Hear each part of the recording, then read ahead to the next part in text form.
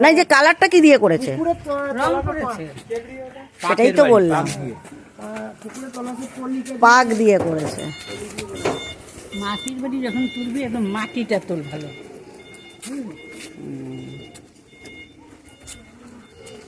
মাটিটা তুলবি।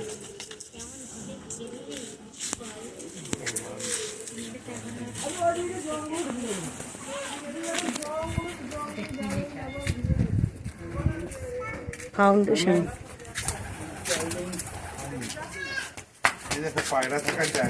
দেখ পায়রা থাকার কি সুন্দর জায়গা করেছে বাবা।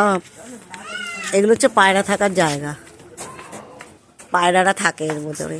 কি সুন্দর আদিবাসী বাড়ি এরা। এটা কোপাই নদীর ওখানে আদিবাসী বাড়ি।